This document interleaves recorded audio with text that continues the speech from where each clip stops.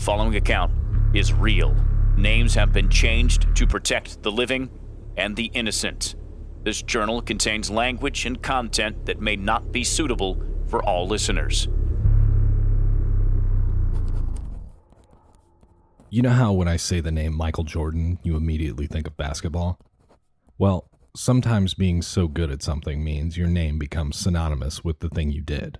I'm about to tell you a story about procrastination, ideal versus less than ideal deaths, and lying about death to get out of a jam. But this story is mostly about a man who killed himself in such a dramatic fashion, his name has become the verb I used when describing the act of suicide itself. And his name is Peter Evans. My name is Grant, and these are my funeral home stories. Chapter 22, The Man Who Killed Himself Twice. Section 1, Less Than Ideal Deaths. If there's one thing I hope for in life, it's a peaceful death. I don't think that's asking too much. In fact, it seems like that's what most people want, even if they don't put any thought into it. I mean, no one really wants to be drawn and quartered or decapitated. Well, I'm sure someone somewhere does, but not me. Over the years working at the funeral home, I've seen a wide variety of ways to go out. Some peaceful and easy, others brutal and terrifying. It's funny, I'm noticing my definition of brutal and terrifying changes from year to year. Probably has something to do with my growing understanding of the world and what it means to live and die. I guess I'm figuring out that brutal and terrifying isn't all about blood and guts, which is very different from how I used to think. If I'm being honest, the most brutal and terrifying death I could imagine as a kid was being devoured by a tremor. I think that's what they're called. You know, the giant man-eating landworms from that wildly underrated Kevin Bacon movie. I saw it when I was way too young and genuinely thought that shit was real. I spent an entire summer afraid to step on anything that wasn't cement, even though, realistically speaking, a thin layer of pavement would do little to save my life and merely slow a tremor down by maybe 1 or 2 seconds. The thought of being slowly and painfully digested after having my body crudely chomped up and swallowed by a tremor's weird beak constantly gnawed at my mind. It was an obsession, until it wasn't. One of the older kids in my Taekwondo class found out I was legitimately afraid of tremors and proceeded to announce it to my entire class. I cried out of embarrassment that night in front of a big group of people. I was a sensitive boy back then. I was just very naive, and I realize now my fears about death as a kid were unfounded and really only based on things I had seen in fictitious worlds. Tremors, Freddy, Jason, the scary naked lady from The Shining. Now, as an adult in the real world, I know there are things far scarier than fiction to be afraid of.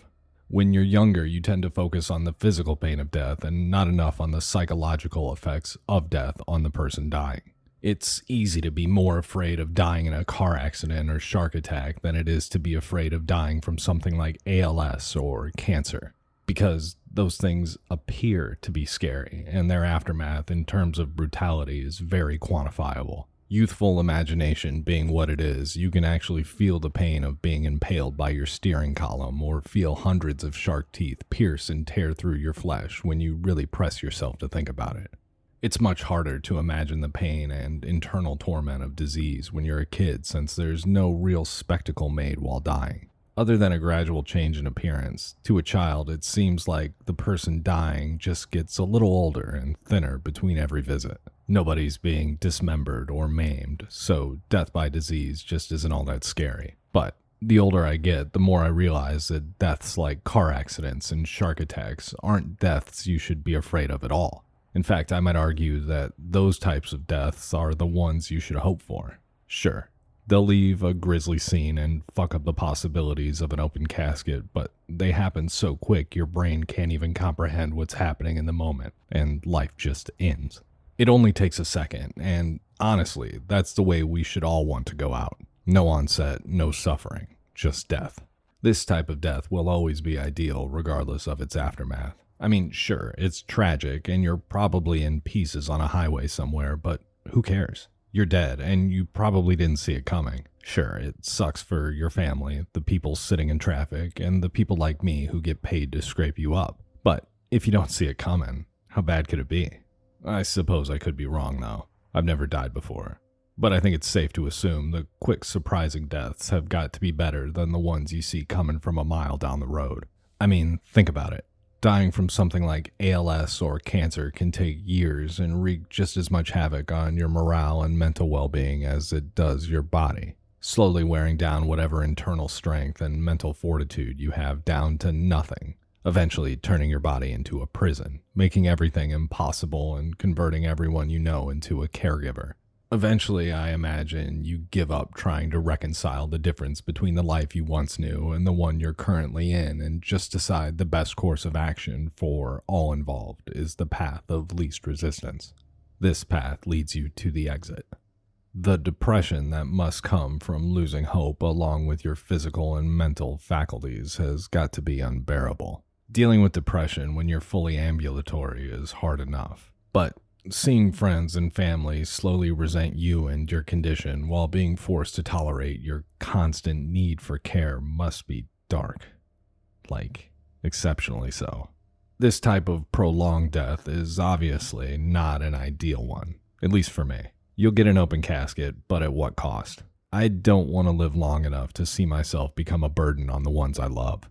That wasn't always the case. I've never really put a whole lot of thought into the mental side of dying until recently. If you gave 9-year-old Grant the option to choose whether he wanted to get eaten by a tremor or die of ALS, I would have most certainly chose ALS because I had no life context to imagine what living with that disease would actually be like. I was too focused on the fear and pain elements of dying and had no understanding of the mental anguish involved with long-term illness. Plus, tremors were and still are fucking scary, even if they are fake. Anyway, being eaten by a 30-foot landworm seemed far worse than any 3 or 4 letter illness. But now that I've seen a good amount of death in person, I hope those 3 or 4 letter illnesses are things I never have to fuck with. Although I have come to terms with the random odds of catching one of those and will chalk it up to the cost of living life when I'm eventually diagnosed with something nightmarish.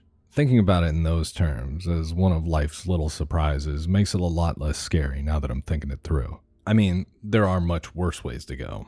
Right now, top of mind, my top 5 less than ideal ways to die are as follows. Number 5, drowning. You take for granted how relaxing and chill it is to breathe fresh air until you can't. Plus, you're all by yourself underwater knowing full well oxygen is most likely just a few feet away. That last moment of consciousness has got to be rough. Knowing and accepting that you are completely and utterly fucked must be a wild realization. Plus, on the back end, if they don't find your body soon enough, you'll get all bloated and discolored and ruin a perfectly good hot tub or swimming pool, and probably at least one funeral director's suit. Number 4, falling to death. Nope, not for me. I dream about falling from large radio towers at least once a week, if not more, and it's never a nightmare I'm excited to experience. As soon as it starts, I know exactly how it ends. Terror. The thought that sends shivers down my spine is, again, like drowning, imagining those last moments. The ones between fall and impact. Your head must be exploding with thoughts. Sure, falling happens fast, but we all know time slows down during traumatic events. I suppose there is a possibility that you just go into shock the moment you start falling. It's like the brain's defense mechanism, preemptively redacting whatever information is being fed to it. But based on some of the videos I've seen on the internet, it's pretty likely that there are at least 1 or 2 long seconds where you're forced to confront the life choices that led you to where you are right before your skull caves in on itself at impact. Think about it. You feel your foot slip and suddenly you're in a free fall. What are you thinking as you're falling through the air, wind rushing around your head? Probably, can I stop this? And is this going to hurt? Before you can answer either question, you're dead and answers are no longer important. Moving on, and don't judge me for this one. Number 3, a shotgun blast to the butthole. I don't think I need to explain why this is on my list of less than ideal deaths. I can't tell you when or how I first thought of this death, but I think about it almost every night while I'm falling asleep. Your last minutes of life before you bleed out are probably pretty weird. You're in so much pain you can barely move. You can smell the blood, shit, and other gunk pouring out of your body at an accelerated pace. But all you can do is lay there, hoping someone finds you in time to save your life. But more than likely, no one will make it in time. The last thought you'd probably have before fading into the night would be, did someone really just shoot me in the asshole with a shotgun? Number 2, any stabbing. Note, This can be anywhere on the body, not just exclusively the butthole. The thought of someone you probably know standing over your body, stabbing you repeatedly, would be confusing and horrifying. Hearing the sound of the blade tearing through skin and hitting bone over and over while you're forced to endure ultimate violence as you bleed out and die over the course of minutes, maybe hours, must be wild. But knowing that someone you love and care about is about to find your mangled, knife wound-riddled body is pretty fucked. That person will never be the same again, and neither will you for that matter. Now, I realize my list has been pretty specific, especially with the butthole thing. But number one is much broader, but still specific in one regard: what your last moments would be like. My thoughts on this change every day, and who knows, tomorrow my number one could be totally different. But today, it's any deliberate suicide. Let me explain. I think it's fairly obvious that a person deciding to kill themselves is in a considerable amount of distress when they decide to take their own life. That pain alone puts suicide in my top 10. But there's one moment in particular that pushes it all the way to the top for me. It's that one moment in every suicide when the person opting out of life decides enough is enough. Nothing is worth living for, and life is simply too arduous to continue. Then they flip the switch, taking a gamble that whatever is on the other side of life won't be as awful as what they've endeavored through while living. Regardless of how depressed I've been, I can't ever imagine getting to a point in my life where I think ending it is the best option. I have a hard time committing to an entree choice at a restaurant, so big decisions are even more difficult for me. I'm sure most people who have committed suicide felt the same way as I do right now, saying things to themselves like, "I'd never take my own life," or "things are bound to get better someday." So never say never, I guess. And that's what I'm afraid of. In terms of working at the funeral home, suicide calls always give me a weird feeling for a couple days after, as they should. There's something about them I find overstimulating. They're so intimate and so real. Plus, suicides are rare enough that you can't really condition yourself mentally to be prepared for what you'll see. Perhaps if I saw one every day, I'd feel differently. It's impossible for me to walk into a suicide scene, gore or no gore, and not be flooded with troubling thoughts that all eventually lead to one fairly obvious question that's seldom answered. Why? Section 2. My ideal death. An ideal death sounds like an oxymoron, but I promise you it's not. You can either go out in one of the ways listed in the previous section and have your last few moments be filled with pain and agony, or you can experience a nicer, more wholesome death. It's morbid to think about this stuff too much, but if manifesting is real, which I don't think it is, I'd rather be safe than sorry. So, for the record, here's how I want to go. After a long career and exciting life, I hope to spend my retirement in love with my wife, traveling, seeing all the great wonders, and eating epic meals without a care in the world. Until one day, I go to the doctor because I'm feeling a little sluggish and not quite myself, only to find out I have stage 4 cancer in some arbitrary part of my body that's now so bad it's spread into my bones and spine. I just thought I had the flu or something. The doctor tells me that I'm practically on death's door and recommends going into home hospice and palliative care immediately. Once in hospice, a day or two later, I'm made completely comfortable with drugs and blankets as my body is consumed by cancer more rapidly than the day before, exponentially worsening my condition with each second that passes. I'll be gone by the end of the day, but I won't care because of the drugs. And also because my wife, being the thoughtful person she is, has all my friends and family meet for one last dinner and night of partying before the end. As much as I can, I'll laugh, dance, and drink the evening away until the early hours of the morning. Why go to bed? Nothing matters. There's no reason to get up or fret about the future because there's literally no tomorrow. I'll say my tearful goodbyes to all my friends from over the years who've made the journey to this moment to see me off to the afterlife. And once the last guest is left and the door is shut and locked, my wife and I will go upstairs, lay down in our bed, and I'll close my eyes. This will be the last time I do that. The room is still, but the fan is on, soothing me with its constant hum, as it has for many years. And then, peacefully, I drift off to sleep one last time. No more pain, no more anything. To heaven or nothingness. Either way, all the stress and agony are gone. And that's it. I guess I could have just said I want to die in my sleep, but I figured I'd paint more of a Tim Burton Big Fish picture. Simply put, I just want an easy out. No fear, no drama, and most importantly, no years of being claustrophobically trapped inside my body.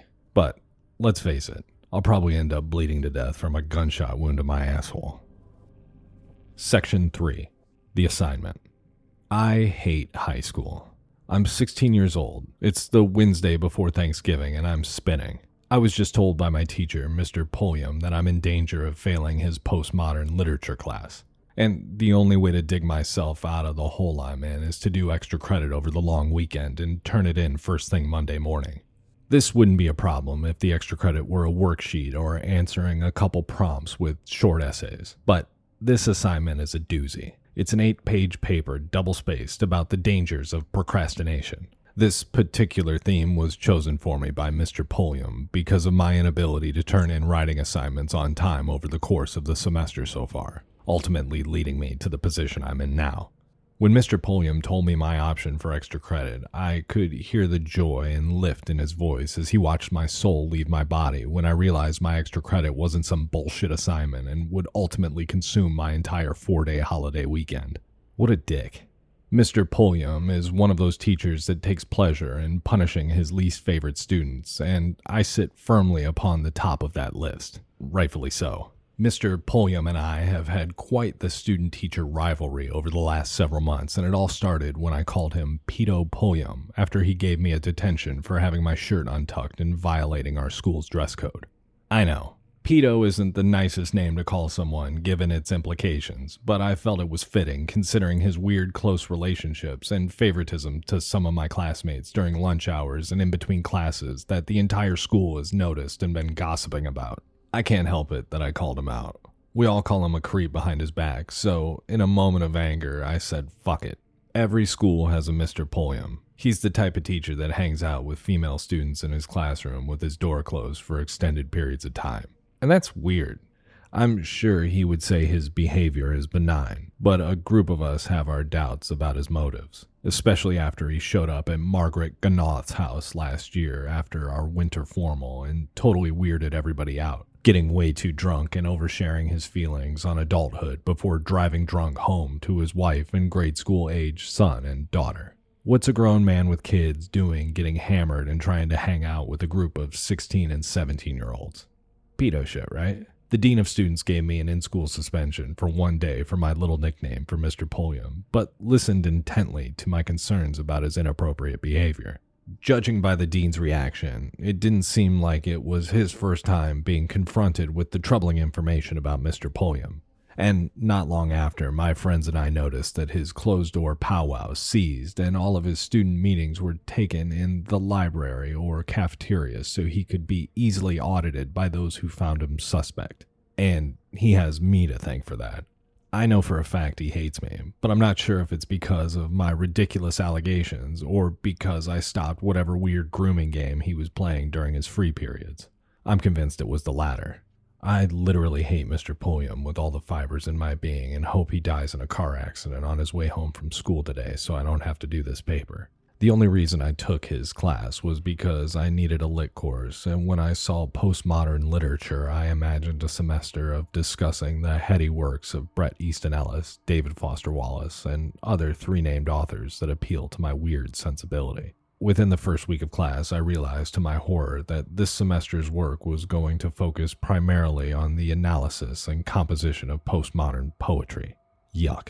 Postmodern poetry has never really done anything for me. It's just pretentious, meandering trash about the frailty of life or some strained relationship using expensive words and forms that need to be pored over and decoded. And to top it off, most of the time, they don't rhyme. Like, what the fuck are we doing? I'm not trying to read poetry that doesn't rhyme. I'd rather read the phone book. At least then I might glean some useful information from my effort. I'm annoyed at my guidance counselor for letting me choose this class. There should have been a disclaimer in the course catalog. Something like, warning. In this class, students will be forced to read newish, quote-unquote, cool poetry curated by a teacher who's definitely trying to fuck one, if not most of his students. Oh my god. I almost forgot the worst part. We have to read the poetry we write out loud in class. Double yuck. There's nothing more uncomfortable than having to sit in a classroom and listen to your affluent Catholic school acquaintances read their original poetry about their functionally alcoholic parents and death of their grandmother. It's so awkward listening to people who've experienced nothing but good things in their life read their overly complicated poetry about their laundry list of perceived traumatic experiences. But Mr. Pulliam loves that shit and praises almost everyone in class for their work. I say almost because he's never said a nice word about anything I've written for his class. For example, my second poem submitted and read to the class was about seeing a murder victim in person for the first time. The poem was called Oh No, and it's probably one of the most emotionally revealing things I've ever written for a school assignment. Mr. Pulliam's only comment made in front of the entire class was that my poem felt derivative and lacked humanity. I was so embarrassed that day in class, and he knows it. It felt very similar to my Taekwondo class finding out about my tremor phobia. I went out on a limb and wrote something personal and difficult about a very real experience, and he leveled me. For what? To pat himself on the back for being critical and belittling to one of his least favorite students? Cool. Needless to say, after that assignment, I stopped trying and my grades suffered significantly. And now I'm forced to write an 8-page paper I have zero interest in writing. But if I fail his class, my GPA will be fucked and my parents will literally murder me. So I really don't have any other choice but to write Mr. Pulliam's stupid paper.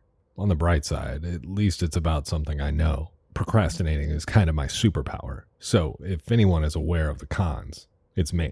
It probably won't be that bad. I mean, I do have 4 days to write this thing. I'll just chip away at it slowly over the weekend. No problem. Section 4. The Call. Sunday, 6:38 p.m. I'm in trouble.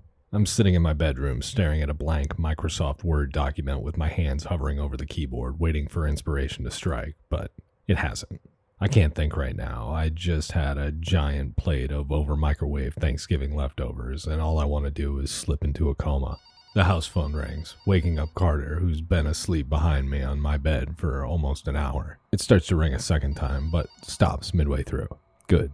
Someone answered it. I don't have to leave my desk. No more distractions for me this weekend. It's paper time. Ugh.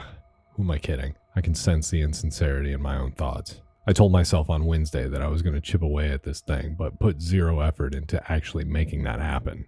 Why do I do this to myself? I had every intention of getting a good portion of this paper done on Saturday morning while sitting in the break room of the funeral home on guard duty until Lindsay strolled in at 10 o'clock with a nursing home call she needed to embalm. Naturally, I followed her upstairs and spent the rest of the morning helping her out in the prep room. Normally, helping out with an embalming just means putting gloves on and watching Lindsay work while I distract her with meaningless conversation and stupid questions. But yesterday was different. While sitting doing nothing, Lindsay asked me if I wanted to find Mrs. Johnson's artery for injection. Slightly apprehensive, but always looking for a chance to get my hands dirty, I said yes. It was weird and hard to find. Honestly, I was a bit overwhelmed, so I just stuck my index and middle fingers in the hole in Mrs. Johnson's neck, wiggled them around a bit, and claimed I couldn't find it. I mean, you don't know what an artery feels like until you actually have it between your fingers. It's a lot firmer than I imagined. Standing that close to a dead person's face and rooting around their neck is a bizarre sensation. I'm not sure I liked it, but thankfully Lindsay's a great teacher. She literally held my hand to make the cut into Mrs. Johnson's neck, and when she realized I was struggling to find what I was looking for, she guided my fingers with hers to help me locate and eventually raise the artery with a small, flat, hook-like tool. It was actually a lot easier than I expected once I knew what I was feeling around for. I've seen Lindsay and other directors struggle with this on occasion, so either I'm really good or just really lucky. Lindsay didn't let me slice into the artery because I think she was worried I would cut through it and completely fuck up the whole embalming, but she did let me slide in the cannula, or the thin metal tube that pumps in the embalming fluid. That was cool. All told, the whole process took about 2 minutes and did very little to actually assist in the embalming of Mrs. Johnson, but I was exhilarated all day. How am I supposed to sit down and write a paper about procrastinating after that? I mean, basically I just embalmed a body all by myself. No big deal. Riding that adrenaline, I spent the rest of the afternoon and evening playing Tony Hawk Underground with Carter in my bedroom until I passed out, sleeping in until about noon today. And now, I'm here. I look at the clock, 6:45. Fuck. This paper is due in 13 hours and I've got nothing. No motivation, no ideas, and most importantly, no words on the page. Maybe this is one of those writing scenarios where you just have to get the ball rolling. It's much easier to write when there's already something on the page. The hardest part is always getting started. Feeling a legitimate sense of optimism, I place my fingers down on my laptop keyboard and type. Procrastination is what? Bad? Jesus, I think to myself, frantically hitting the backspace key until the Word document is white and unsullied again. There's a knock on my bedroom door, startling Carter awake. Come in. The door swings open. The knob hits the stopper on the wall next to the door frame. It's my dad, and he's wearing a black suit. Hey bud, get dressed. We got a call. Carter jumps off the bed and rushes over to my dad, his tail banging against my dresser. My dad leans down to pet Carter, but keeps a safe distance to avoid getting any yellow lab fur on his slacks. Confused by my dad's sudden need for me, I point to my laptop and say, Dad, I've got homework, and I'm not on call. My dad's facial expression changes. I'm not asking, Grant. You've got 5 minutes. Get dressed. He leaves my bedroom with Carter in tow, shutting the door behind him. Jeez, he went from 0 to annoyed pretty quick there. I wonder what his deal is. Why does he need me to go with him? Well, I guess this paper's gonna have to wait, I say to myself, closing my laptop and turning off my desk lamp. By the time I'm dressed, tie is tie, and shoes are on, my dad's already waiting in his car in the driveway. I leave the house and press the button, closing the garage door behind me, walking to the car. It's snowing now. Big, wet flakes. The grass and road are slowly being covered. Hopefully we get dumped on enough tonight that school's canceled tomorrow, buying me at least an extra 24 hours on this paper. But I shouldn't bet on it. I haven't had a snow day since 8th grade. I open the door and sit down in the passenger seat. The dome light turns on while the door is open. My dad and I make eye contact and smile at each other in a professional manner. I shut my door and fasten my seatbelt. The dome light turns off. Glad you can make it, my dad says as he puts the car in reverse before abruptly and firmly pressing down on the brake at the end of the driveway. He turns on the dome light and looks at me with disapproval. What? I say. You didn't shave, he says. Dad, you gave me 5 minutes to get ready, and you told me to get dressed. You said nothing about shaving. He rolls his eyes and takes his foot off the brake. I'm not even supposed to be working right now. I've got a very important paper due tomorrow, I say in an argumentative teenage fashion. Well, you should have shaved. And if your paper's due tomorrow, it should be done by now. You can't procrastinate, Grant. The work is never as good, and you never know when something else is going to come up. Hey, that's pretty good, I think to myself. Maybe I'll use that in my paper. My dad kills the dome light and puts the car in drive. Annoyed, but mostly curious, I ask my dad, why do you need me for the call tonight? And actually, why are you going out? Where's Lindsay or Steve? With his eyes fixated on the road, my dad asks, you know Peter Evans, right? My dad asks this question knowing full well that I know exactly who Peter Evans is. I've known him since I was a kid. In fact, my dad was the one who introduced us. He's the head florist at Arrangements, the high-end flower shop on 5th that handles most of our casket sprays and other odds and ends when a family doesn't have a specific choice in florist. He and his wife throw lavish Christmas parties that I go to with my folks every year. They really go all out, decorating every nook and cranny of their house in the most immaculate fashion. I look forward to their party every year. They always have good food, and it's easy for me, a teenager, to sneak drinks from the bar, which rules. Pete and his wife really do the holidays right. That's kind of what they're known for.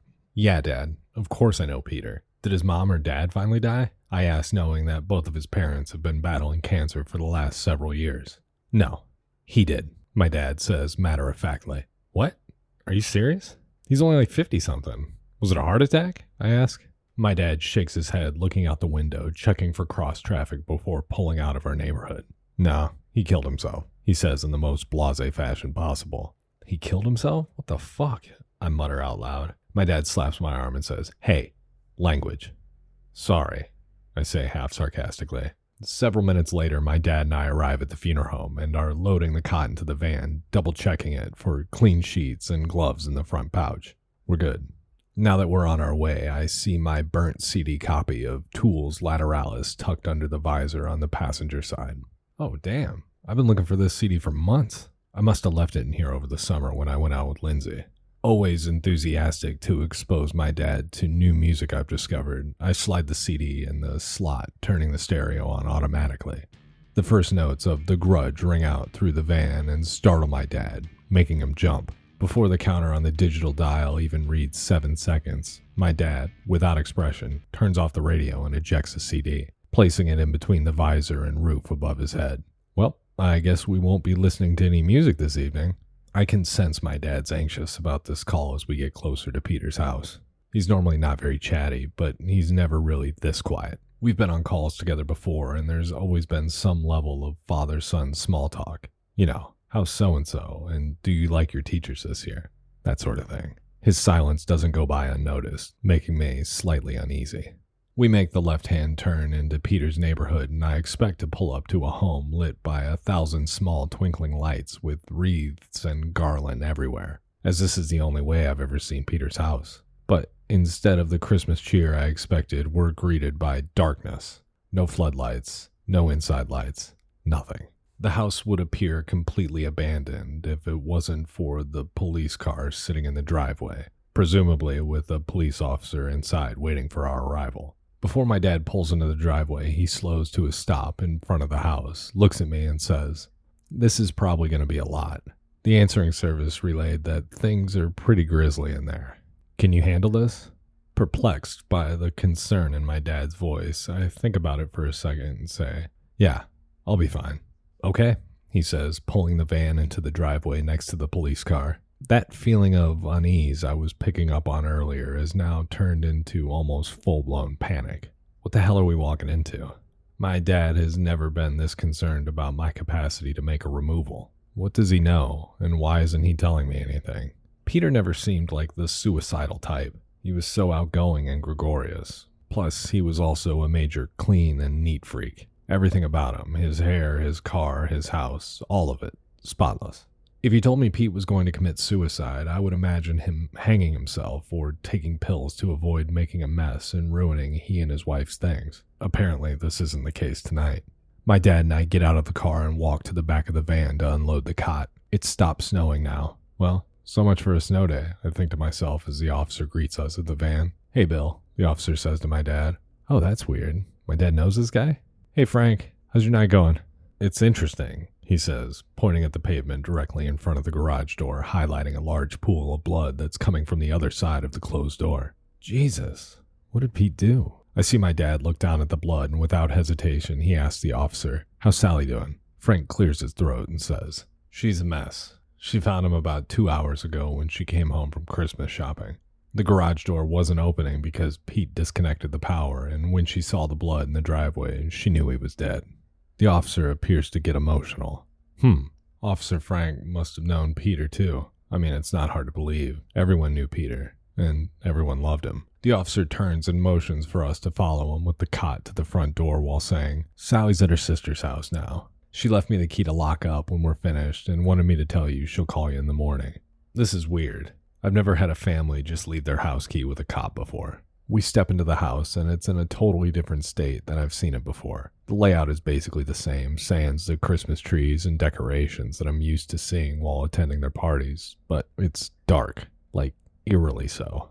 There's only one light on, and its soft yellow luminance only faintly lights the kitchen and living area. It's coming from the garage, the same place the blood is. The energy in the house is unsettling and strange, as it should be, I suppose. The owner just killed himself here. I can smell exhaust in the house, like someone had left their car on in the garage, and quickly do the math. Peter must have done the old carbon monoxide trick, but that doesn't explain the blood in the driveway. Did he pass out after asphyxiating and hit his head on something? That must be it. There's literally no other rational explanation for the blood if he killed himself with his car. But why would my dad think I couldn't handle that? I mean, I saw a lady get her head blown apart by a cannon. What's so bad about this one? I think to myself as my dad and the officer lead the foot end of the cot into the garage. As I pick the head end up to negotiate the 2 small steps down into the garage, I catch my first sight of Peter and the blood. It's everywhere. My dad grabs 2 sets of foot coverings from the pouch on the cot cover and throws me a set. The officer watches as we put them on. We're standing in the middle of a half-vacant 2-car garage. Peter is sitting on the ground against the center of the garage door next to a brand new white Cadillac Escalade. That's Peter's car. There's not only massive amounts of blood near Peter's body, but also copious amounts running along the driver's side of the car. Almost like there was a struggle. My brain flashes back to the kitchen I was in with Lindsay where the man stabbed his family. The smudged handprints on the car are very similar to the ones all over the floor and walls of that house. We move closer to Peter's body. Feeling my covered shoes slip in the blood on his nicely epoxy garage floor, I now see why my dad asked me if I'd be able to handle this. It's Peter's arms. Both of his forearms are split open from wrist to up near the bicep. I've seen slit wrists before, but this is wildly different and far more brutal than anything I've seen in the past. I've always heard it's better to go down the road than across the street in this type of suicide, but I've never seen anyone actually do it this way. Peter must have been in so much mental agony to commit suicide in this fashion. This wasn't a cry for help gone wrong. This was full commitment. I mean, he did both arms. This is hard for me to wrap my head around. I got a small paper cut on my finger in class from a textbook a couple weeks ago, and the pain was almost too much to bear. This must have hurt. After slicing his first arm so deeply, why did he deem it necessary to cut the second? Was he trying to speed up the process, or was the second arm just insurance? Also, do you think Peter knew on Thanksgiving he wasn't going to live through the weekend? I mean, why didn't he wait till after the first of the year? He loves Christmas. Maybe that would have gotten him out of whatever slump he was in. Also, do you think committing suicide puts you on Santa's naughty list? I hear my dad unzip the cot cover and unfurl the folded disaster pouch. I squat down near Peter's body, making sure I don't slip in the pooled blood at my feet. He's covered in blood. His blue jeans and white t-shirt are almost completely soaked through. My dad places the open disaster pouch in an area a few feet away from Peter's body to keep the outside from getting too bloody. There's a lot of blood on Peter's face. Almost like he kept touching it after he started pouring blood out of his arms. Did he have an itch or something? And then it hit me. He must have been wiping tears from his face. The thought of the Peter I know slicing his wrists and crying alone in his garage while bleeding to death makes my heart break a little. I look closer at Peter's blood-covered face. His eyes are closed, but he appears to be grimacing like he was gritting his teeth at the moment of death. This isn't the Peter any of us knew. What kind of skeletons was this guy hiding? I glance at the car again. Something isn't adding up for me. If Peter slit his wrists here, why is there so much blood on the side of his Escalade? Without worrying about judgment from my father for asking a stupid question, I look to the officer and say, "Why is there blood on the truck?" The officer pauses for a moment and looks at my dad before answering. Well, he slit his arms open at his workbench with a handheld carpet edging tool and then proceeded to stumble over to his car, open the door, and start it before making his way to where he's seated on the floor near the exhaust pipe. I look at my dad with a deer-in-the-headlights look. He just shakes his head and puts his gloves on. I follow suit, but I'm shook. Peter wanted to die so bad he killed himself in the most horrific and painful fashion imaginable, and then took the extra step to start his car as a fail-safe death method. This doesn't make any sense. How could the man who dressed as Santa and read out bingo numbers at his Christmas party do this to himself? I get a little more sad when I realize that last year's Christmas party will probably be the last. I can't imagine Sally continuing the tradition now that Peter's gone, especially in the house where he ended his life in such a dramatic fashion. I wonder if Peter felt relief after cutting his wrists. That couldn't have been easy. I think about him sitting at his workbench, building up the courage to cut into his own flesh. What was so bad? And why did he do this to Sally? I guess your home is your safe space, but he had to have known that his brutal and crude method would be less than ideal to walk in on. Maybe that's what he wanted. Maybe Sally's the reason he did it. I don't know. My dad, knowing that my brain is working overtime to make sense of the scene, puts his hand on my shoulder and says, "Okay, let's move him." My dad takes the head, I take the feet, both being very careful to avoid getting blood on our suit coats or shirt cuffs. As we move the body, the ammonia smell of fresh spilled blood fills my nostrils, completely covering up the smell of the exhaust. I hate this smell. It's unnatural and only associated with awful things in my brain, like murder, suicide, and cleaning the stainless steel drinking fountain in our lobby. As we're zipping up the disaster pouch, my dad slips in the blood under his feet and almost falls backwards into Pete's large pool of blood behind us. He catches himself by putting his hand on the garage door, leaving a bloody handprint behind. Concern turning into amusement, I say to my dad, "Walk much?" This breaks the tension. The officer, my dad, and I giggle for a moment before loading Peter inside the disaster pouch and onto the cot. It was a quiet ride home that night after we dropped Peter's body off at the funeral home. Neither my dad or I speculated or talked about what happened to Peter on the way back. I almost put the Tool CD I swiped from the van into the CD player, but honestly I knew both my dad and I needed a few minutes of silence to decompress from the horror show we just walked out of. I wonder what my dad's thinking. Peter was his friend, or at least someone he's known for years. Did he know that Peter was in such turmoil, or was he just as blindsided by this call as I was? I should have asked my dad if he was okay, but I didn't. The shared experience we both just had was enough. I don't want to make it even more uncomfortable by asking him about his feelings. So we both just stared out the window. It's snowing again. Section 4.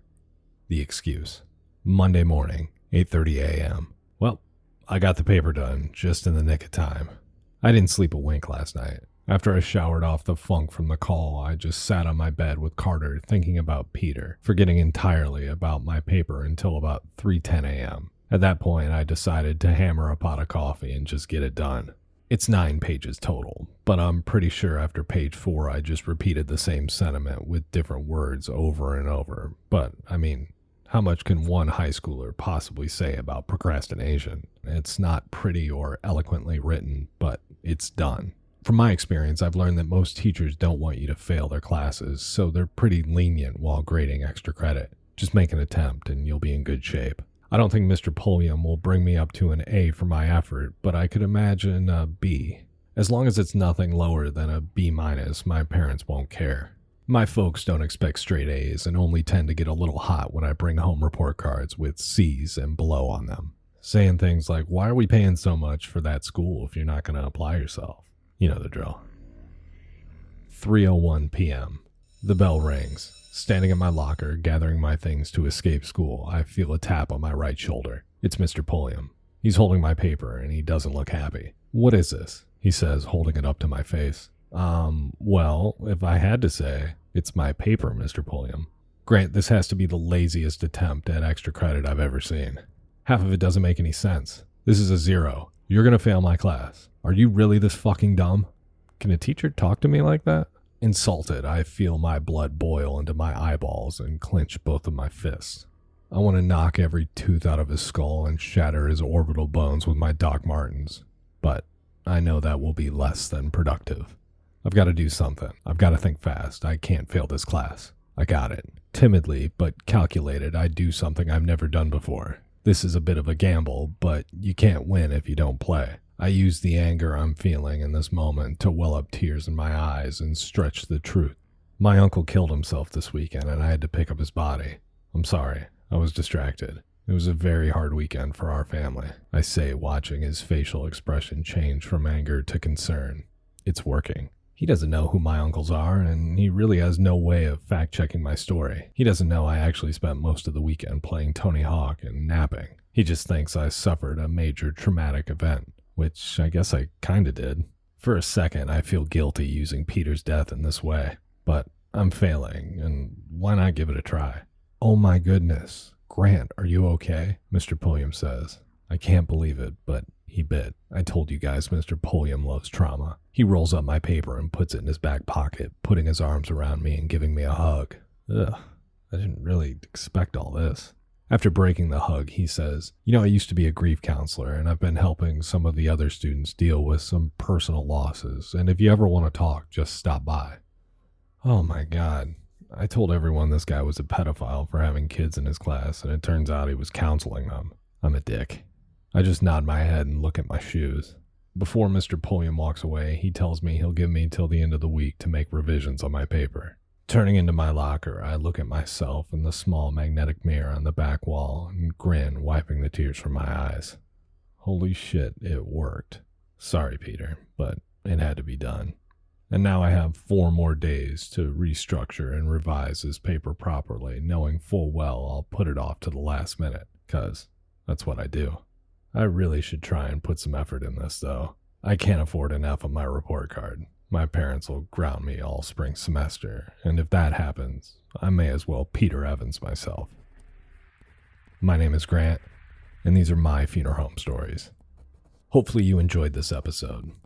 It was a lot and kind of all over the place, but it's my journal, and this is how I think and feel. It goes without saying that if you're thinking about killing yourself, don't. Talk to someone. Anyone. Please. Follow me on Instagram for updates. Just search Grant Inman or my username, Pomo and Kitsch. If you enjoyed this episode, please tell a friend. Thanks for listening. See you soon.